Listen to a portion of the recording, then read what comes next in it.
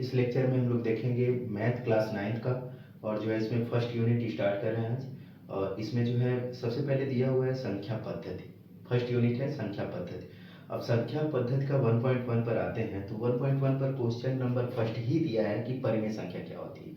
अब परिमेय संख्या क्या होती है ये तो हम जो है एक लेक्चर में हम समझा भी चुके हैं, और यदि आपको देखना है तो उसका हम जो है लिंक जो है डिस्क्रिप्शन में दे देंगे, उसको जो है वॉच कर लीजिएगा। और जो है आते हैं नेक्स्ट क्वेश्चन पे। नेक्स्ट क्वेश्चन है क्वेश्चन नंबर सेकंड है 3 और 4 के बीच 6 परिमेय संख्या ज्ञात कीजिए। क्वेश्चन नंबर सेकंड है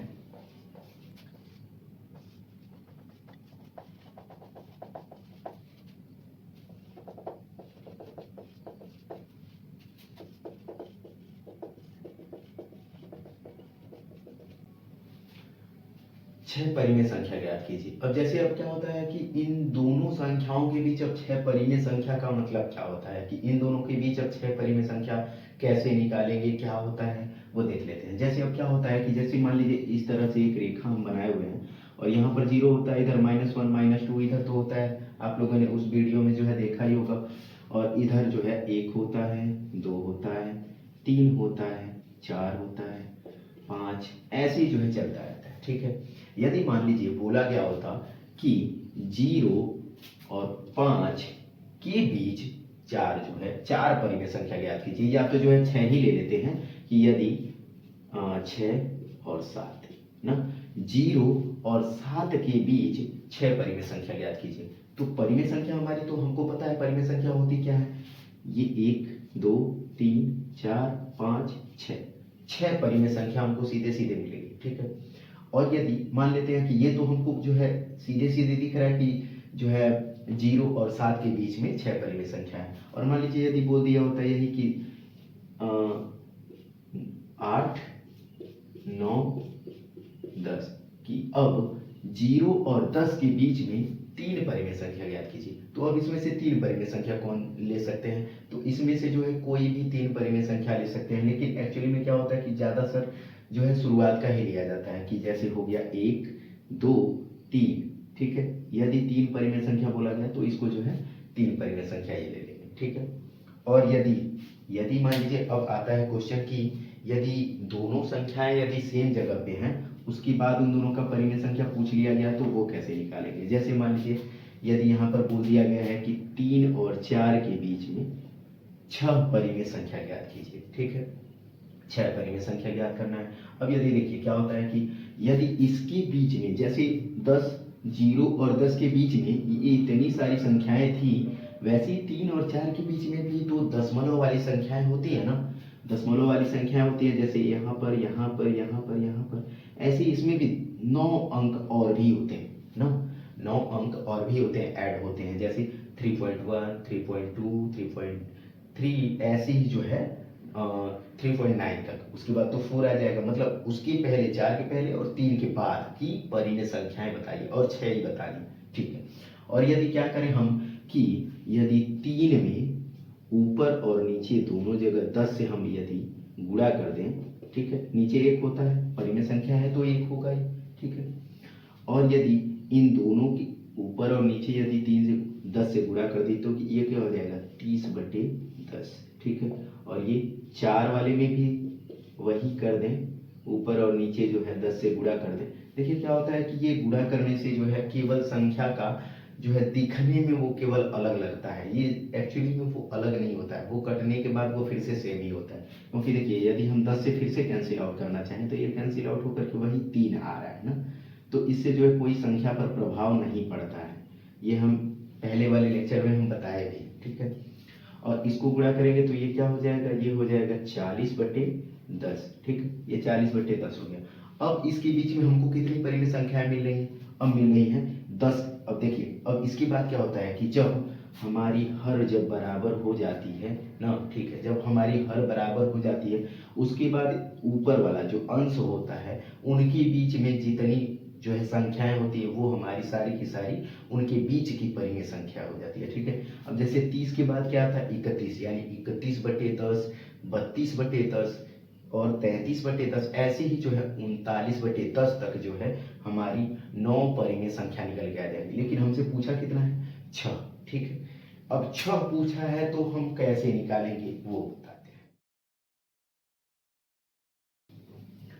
देखिए अब जैसे जो है जितनी परिमेय संख्या पूछी गई हो, कितनी पूछी गई है, हमें 6 परिमेय संख्या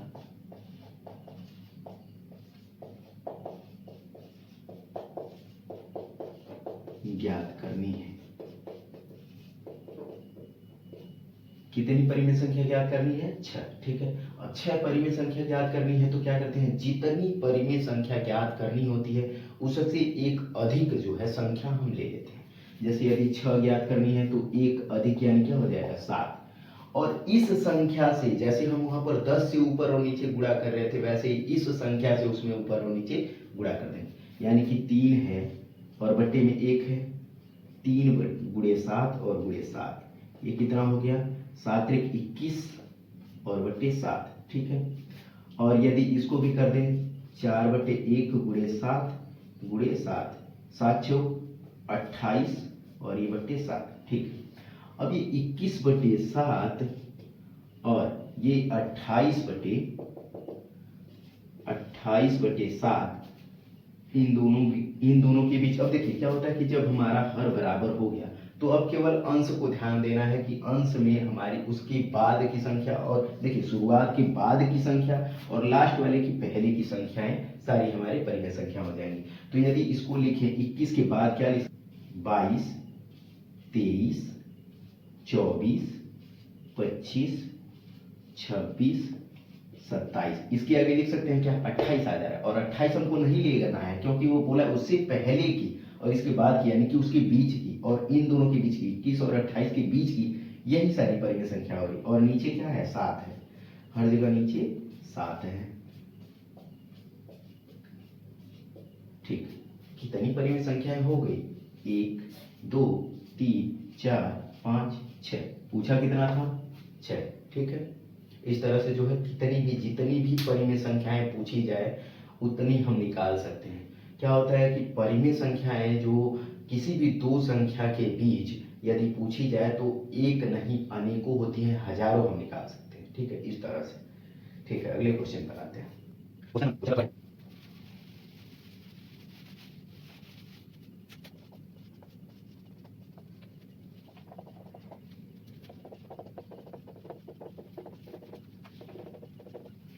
5 परिमेय संख्या इसमें ज्ञात करने के लिए कहा है। अब देखिए हम जो तरीका बताया है कि जितनी परिमेय संख्या ज्ञात करनी हो उससे एक अधिक,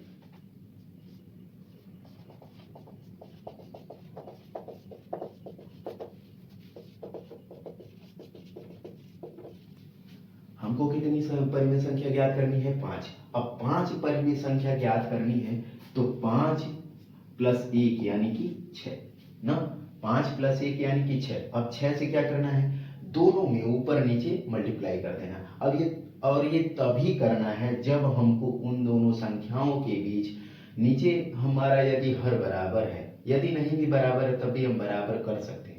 उसको बराबर करने के बाद ही जो है, यदि हमारा हर बराबर नहीं रहता है तो उसको बराबर करना पड़ता है, और यदि नहीं बराबर है तो उन दोनों के बीच में जो है परिमेय संख्या निकालना जो है कठिन होता है, क्योंकि भाग देने के बाद जो है जो भी आता है संख्या उसके बीच जो है परिमेय संख्या निकालना पड़ता है।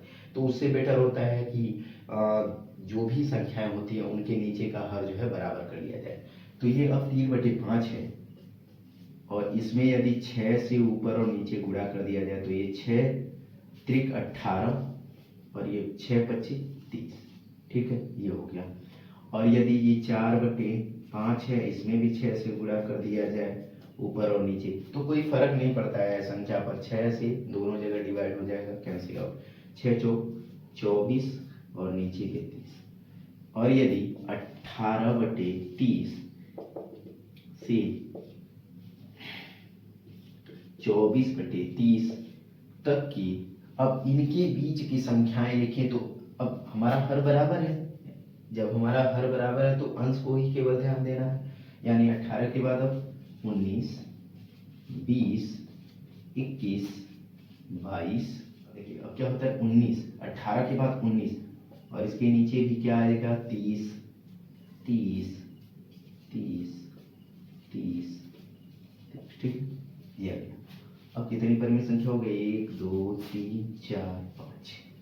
ठीक है, इस तरह से किसी भी संख्या का हम लोग परिमेय संख्या जितनी उसके बीच में पूछी जाए उतनी हम निकाल सकते हैं। ठीक है, थैंक यू। अब जो है अगला क्वेश्चन जो है नेक्स्ट लेक्चर में देखते हैं।